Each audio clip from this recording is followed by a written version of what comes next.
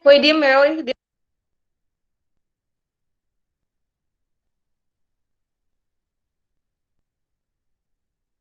Assalamualaikum warahmatullahi wabarakatuh. Perkenalkan, kami dari kelompok 1 kelas RB tugas besar analisis data statistika ingin mempresentasikan hasil kerja kelompok kami, yaitu tentang herd prediction based on age, BMI, and average glucose level. Di sini saya akan memperkenalkan anggota kelompok kami, yaitu Adi Syeridia Nurrahma, Anastasia Nurfitriani Hidayat, Barera Putra, Fabio Hedgam Jisiregar, Hana Septiani, Michael Abednego, Naomi Natasha Gultom, Tansafira. Yang pertama yaitu ada identifikasi masalah. Stroke merupakan masalah kesehatan dan perlu mendapat perhatian khusus. Stroke mengakibatkan penderitaan pada penderitanya. Beban sosial ekonomi bagi keluarga penderita, masyarakat, dan negara. Stroke dapat menyerang siapa saja dan kapan saja, tanpa memandang usia. Di Indonesia, setiap 1.000 orang, 8 orang diantaranya terkena stroke. Stroke merupakan penyebab utama kematian pada semua umur, dengan proporsi 15,4%. Setiap 7 orang yang meninggal di Indonesia, 1 diantaranya karena stroke. Selanjutnya itu masih berlanjut di identifikasi masalah. Dengan ini, kami memutuskan untuk melakukan penelitian yang bertujuan untuk memprediksi orang-orang yang berkemungkinan terkena penyakit stroke. Ada 3 variabel yang kami gunakan untuk penelitian ini, yaitu usia, BMI atau indeks massa tubuh, dan rata-rata kadar glukosa dalam darah. Kemudian itu ada studi literatur. Menurut kutipan Ginsberg tahun 2008, rekurensi dapat dicegah dengan pengendalian faktor risiko melalui pengobatan dan modifikasi gaya hidup. Modifikasi gaya hidup yang berisiko stroke merupakan promosi yang efektif untuk stroke sekunder. Gaya hidup yang dimaksud meliputi diet tidak sehat, obesitas, rokok, alkohol, dan kurang aktivitas fisik menurut Lawrence tahun 2010. Kemudian itu ada sumber data. Dataset yang kami gunakan berasal dari website kegel.com, yaitu Stroke Prediction Dataset.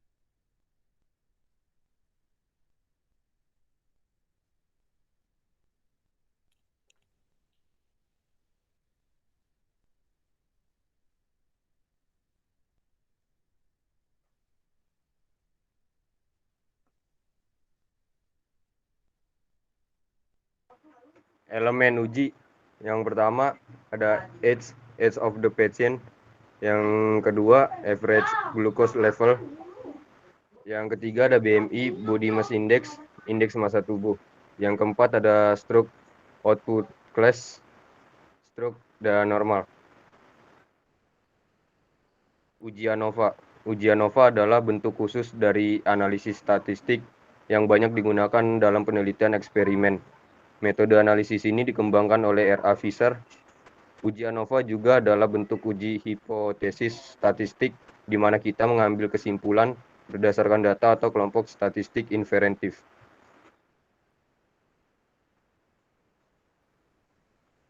Asumsi uji ANOVA. Untuk melakukan uji ANOVA harus dipenuhi beberapa asumsi, yaitu yang pertama ada sampel berasal dari kelompok yang independen. Yang kedua, varian antar kelompok harus homogen. Yang ketiga, data masing-masing kelompok berdistribusi normal. Asumsi yang pertama harus dipenuhi pada saat pengambilan sampel yang dilakukan secara random terhadap beberapa lebih dari 2 kelompok yang independen, yang mana nilai pada satu kelompok tidak tergantung pada nilai di kelompok lain. Sedangkan pemenuhan terhadap asumsi kedua dan ketiga dapat dicek jika data telah dimasukkan ke komputer. Jika asumsi ini tidak terpenuhi, dapat dilakukan transformasi terhadap data.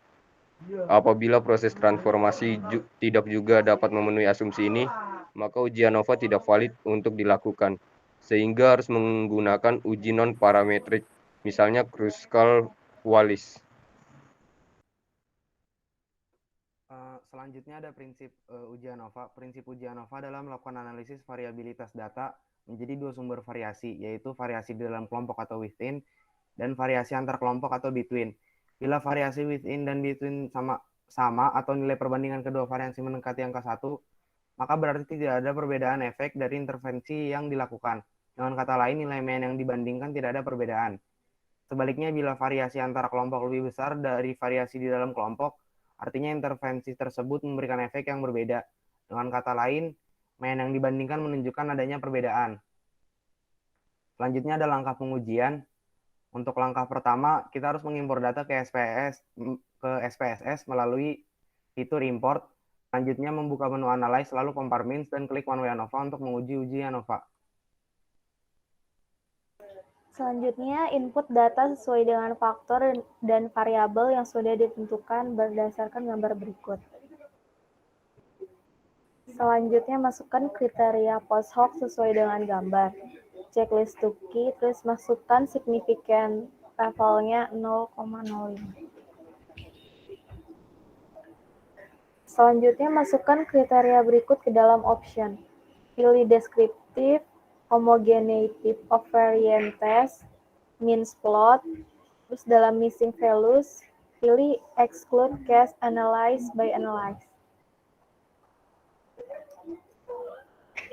Setelah memasukkan input tambahan tadi, tekan OK.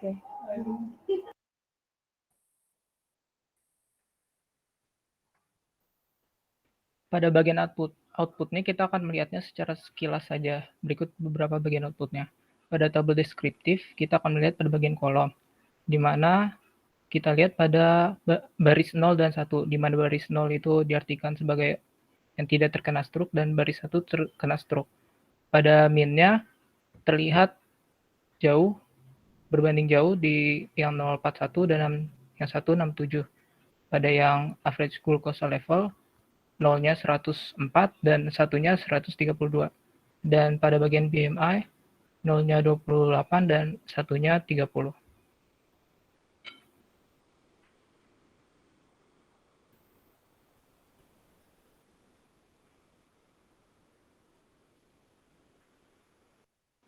Pada table test of homogeneity of variance, kita melihat pada kolom significance. Nah, pada kolom significance ini kita mencari yang lebih besar dari 0,05. Tapi di sini kita didapatkan nilai significance yang lebih kecil dari 0,05.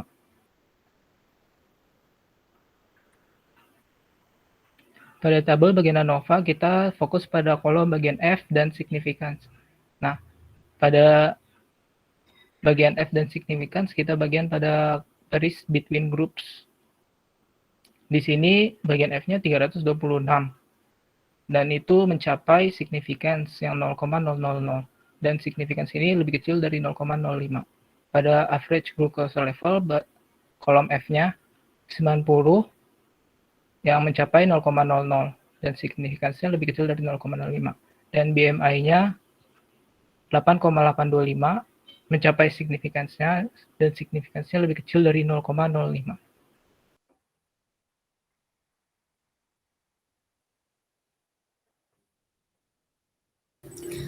Baik, selanjutnya saya akan menjelaskan. Di sini ada grafik min prediksi penyakit stroke berdasarkan faktor usia atau age, di mana jika grafik semakin meningkat, semakin mendekati 1, maka prediksi stroke terjadinya meningkat.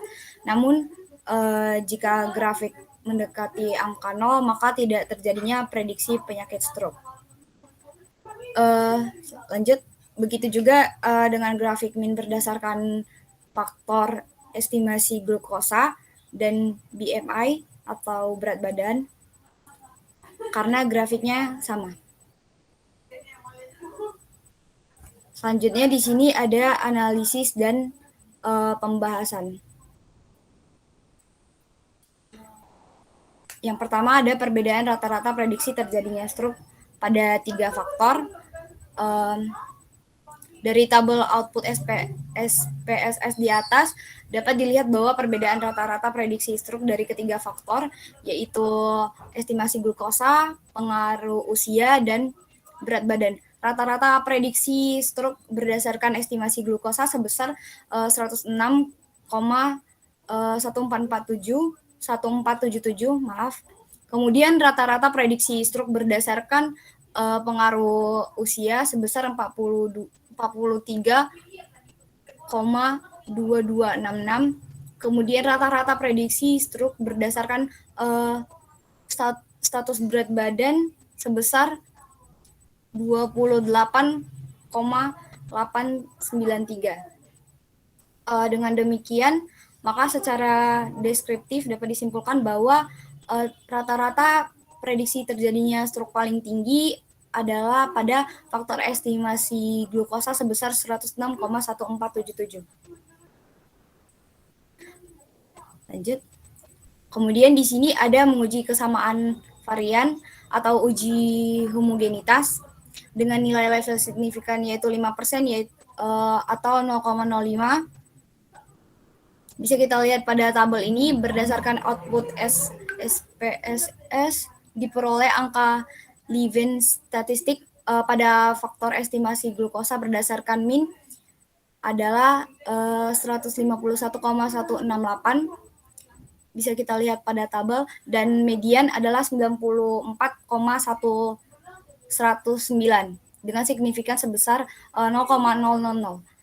Angka Levin statistik pada faktor pengaruh usia berdasarkan min adalah 124,491 dan median adalah 129,737 dengan signifikan sebesar 0,000. Kemudian angka Levin statistik pada faktor berat badan berdasarkan min adalah 10,657 dan median adalah 10,425 dengan signifikan sebesar 0,001.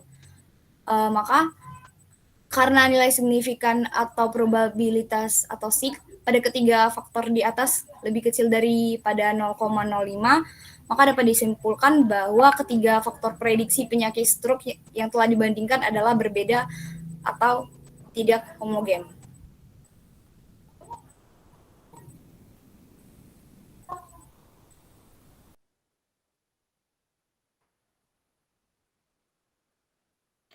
Selanjutnya, analisis ANOVA. Berdasarkan output ANOVA di atas, diketahui nilai SIG pada faktor estimasi gula, average glucose level sebesar 0,000 kecil 0,05, maka rata-rata prediksi stroke berbeda. Sama halnya dengan pengambilan keputusan analisis ANOVA pada faktor usia, age, dan berat badan BMI, di mana nilai SIG pada faktor berat badan BMI sebesar 0,003 lebih kecil 0,05. Sehingga disimpulkan bahwa rata-rata prediksi stroke berdasarkan pada ketiga faktor di atas adalah berbeda secara signifikan. Kesimpulannya yaitu stroke merupakan penyebab utama kematian pada semua umur dengan proporsi 15,4%. Setiap 7 orang yang meninggal di Indonesia, 1 diantaranya karena stroke. Stroke disebabkan oleh gaya hidup yang tidak sehat. Prediksi terjadi stroke paling tinggi terdapat pada faktor estimasi glukosa. Sarannya, yang pertama, untuk peneliti sebaiknya memperpanjang waktu penelitian guna untuk memperbanyak hasil sampel. Yang kedua, obesitas sebagai faktor resiko terbanyak pada penderita stroke. Diperlukan upaya untuk menekan tingginya angka faktor resiko dan upaya menurunkan angka morbiditas penderita obesitas melalui penyuluhan pada masyarakat bahaya penyakit stroke. Yang ketiga, rutin melakukan pemeriksaan dan pengontrolan total, LDL dan HDL serta diet rendah untuk mencegah terjadinya stroke. Sekian dari kami, kelompok 1 analisis data statistik. Lebih kurangnya kami mohon maaf. Wassalamualaikum warahmatullahi wabarakatuh.